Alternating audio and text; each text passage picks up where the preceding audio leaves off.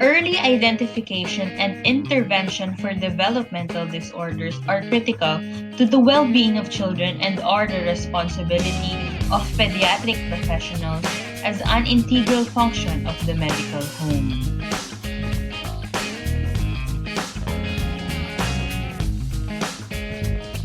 Surveillance and screening are important steps for early identification of children's developmental delays and disabilities.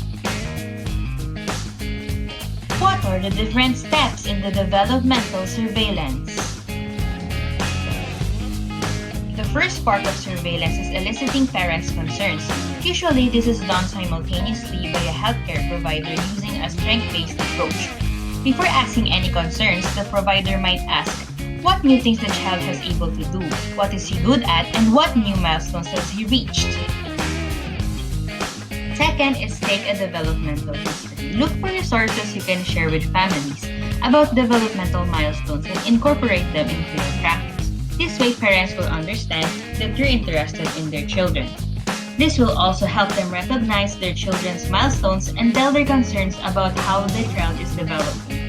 The third part of surveillance is making accurate and informed observations about the child.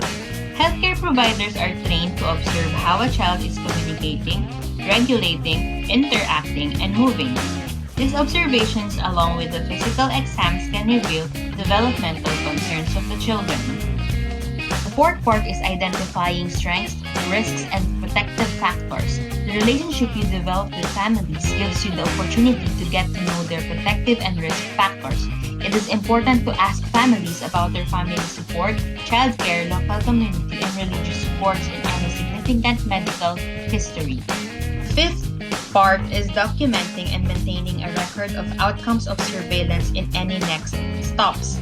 You should have a system to document and review a child's development with concerns, risks, strengths, or protective factors. You should also document the developmental surveillance results that were discussed with the family. Finally, the sixth and last step in surveillance is sharing and obtaining opinions and findings with other professionals.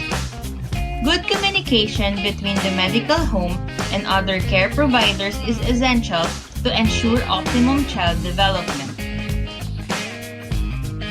Developmental surveillance is rewarding. It improves family satisfaction and engagement.